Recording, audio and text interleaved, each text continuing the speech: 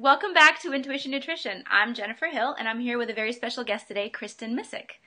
Hello. Thanks for having me, Jennifer. Oh, I'm so excited to have you, Kristin. So, Kristin, tell us a little bit about what you do. I know acupuncture brings... Yes. So for the past pretty much 12 years, I've been an acupuncturist based in New York City. I've pretty much been in the same office since I graduated Chinese medicine school. And I really help stressed out, overworked, overburdened professionals relax and address the real root of disease, which is stress on the body. So I treat everything from chronic pain, acute pain, sports injuries, to infertility, migraine headaches, digestive problems, autoimmune diseases, cancers, you name it. Wow, that's a lot. You run the gamut. So for someone like me who's a little bit shy of needles, how would you convince me that acupuncture could be a really good thing? Well, I don't know how much convincing I've done over the years, but certainly I've persuaded a lot of people to at least give it a try.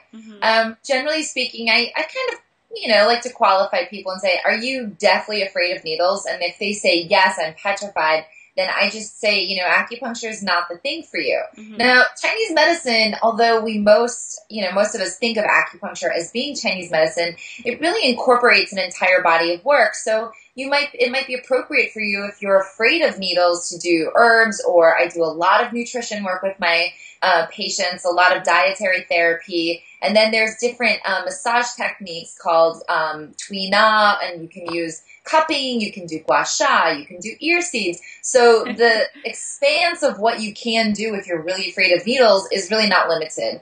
But if someone's sitting on the fence, what I usually say to people is, okay, if you would like to at least give it a try, I offer for them, we'll start treating you. If as soon as we put these needles in, you can't do it, we'll just take them out and you can just walk away. But most people, once they get over that initial hurdle of experiencing it, because their only point of reference is generally a shot or a blood draw, and it just doesn't feel that way. So once they get the sense that, oh, yeah, this is different, this feels okay, then they're more inclined to do it. And if it's not for them, it's not for them. And you don't have to try to convince someone that's not into it anyway, right? No, I just, there's other options. That's what I tell them. There's other options. Well, I love that. So it sounds like you have such a good background in all of this that can basically, it sounds like your common denominator is you just want to help people feel better, right? Absolutely. So whether it's nutrition or needles or cupping or that sort of thing. Yeah, and I started down this journey when I was just 19 years old, and I was in college, and I really just didn't know what I wanted to be when I grew up, and I've been really a person who's always followed my intuition. I've always followed my heart. And I just made this impulsive decision to go to massage therapy school. And I saw it as a means to an end. I didn't really see it as like a long-term career option. I mostly was putting myself through college, and I need to make money. And so by getting into massage therapy really early on, I was back in the 90s, I was eating kale before you could really even buy it anywhere besides Whole Foods. Most people didn't really know what it was. But that getting into the healing field, I was exposed to acupuncture very early on, and I just felt in my heart, like, this is for me. I was put on this planet to really help people heal. And so, yes, I have various avenues that I can take to get people there. That's great. And do you have sort of like a program that people follow, or do they come in, drop in, and... Well, it depends on the individual.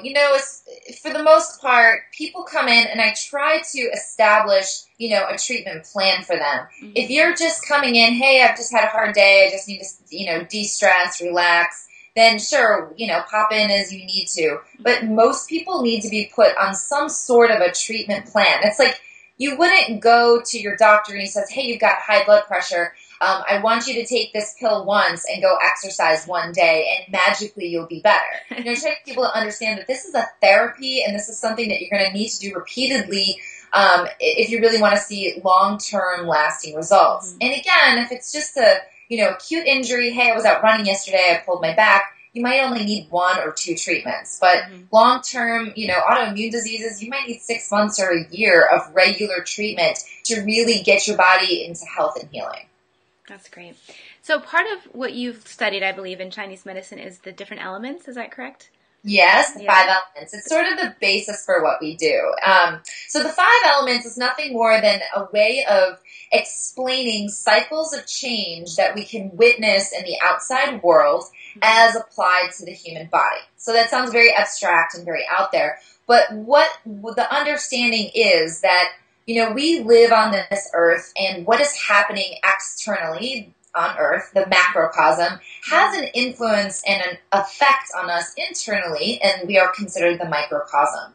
So we look at seasons, autumn is a time when the trees drop their leaves and things are falling away, they're letting go, things are decline and decay. It is also the time of the lungs and the large intestine. I see a lot of fall allergies coming up, a lot of asthma, lots of upper respiratory issues like coughs and colds. We can see digestive issues and skin issues. The skin is considered the sprout of the lungs. So it's just this all-inclusive connectivity that, we are a part of a bigger picture, and we are one small representation of it. And so we use the 5 elements to diagnose conditions, to understand basically why we are the way we are. Some people are prone to digestive disorders. Other people are prone to edema and water accumulation. Some people are prone to insomnia and, restless legs. So understanding that your tendencies and your ways of beings can really be understood and explained through the 5 elements of Chinese medicine. That's cool. So Can you give me an example? Can you use me as an example of like an element?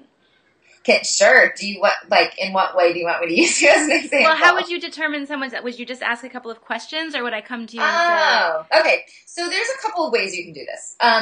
Generally speaking, if I have a patient in front of me, I don't know that I can do this for you right now. Okay. But if I have a patient in front of me and they give me a health history and they come to me and they say, I've got X, Y, and Z problems. If it's a big picture of a lot of problems, it does take a little bit of, following the breadcrumbs trail back to what symptoms showed up first. So sometimes I can look at, what was their health history in their childhood, or what were they experiencing in their early 20s? What kind of symptoms came first? Then we can go, okay, well, all this other stuff came later. Really what's happening is you got an imbalance of your earth element. You are most likely an earth type.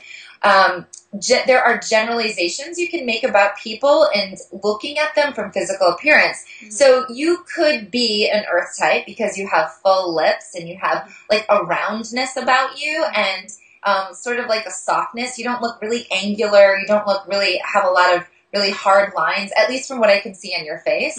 So you would be more inclined to be an earth type. You have full eyebrows and, full eyelids at the top. So my guess is maybe you are an earth type, but I kind of need a little bit more information. You can see me like from the shoulders up. That's all I've got. Well, that's sort of what I was getting at, because I've heard that you can sort of do one of these like facial recognition tests, right? See.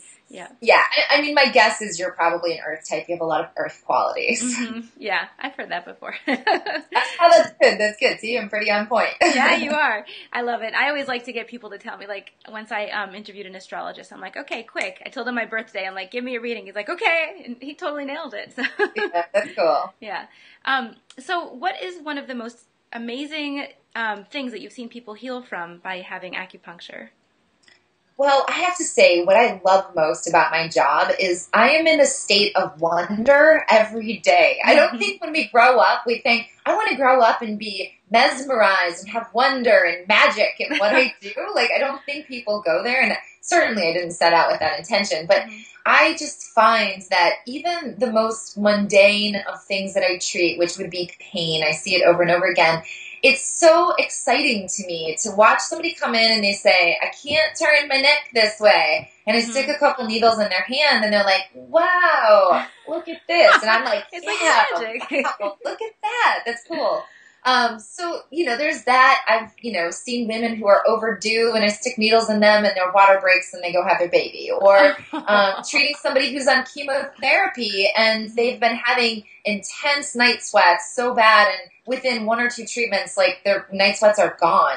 So there are all these conditions that I see literally every day that I'm like, wow, acupuncture is so amazing. It never ceases to amaze me. It is. It's kind of magical the way you're putting it. It's like... It is. Yeah. It is. And people say, well, how does it work? And, I try to really ground in science and fact and like, well, here's what's happening, here's what's going on. But I gotta tell you, the explanation I have is pretty solid with research behind what they see happening biochemically in the neurotransmitters of the brain.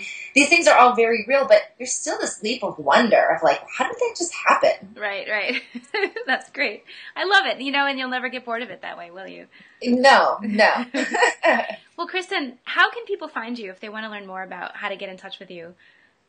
So the best place to find me and to probably check out resources on my blog, just to be a little bit more familiar about Chinese medicine in general, is to go to acupuncturewise.com. I have really am passionate about nutrition and understanding it from a traditional perspective, from a Chinese medicine perspective, and I think your listeners could gain a lot of new insight about Chinese medicine just by checking out the blog.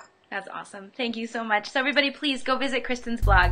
And if you're ever in New York City, go check her out. You can see her address right on the blog. Kristin, thank you so much for joining me today. Thank you so much, Jennifer, for having me. Such a pleasure. All right, tune in next time, everybody, for more food for your mind, body, and soul.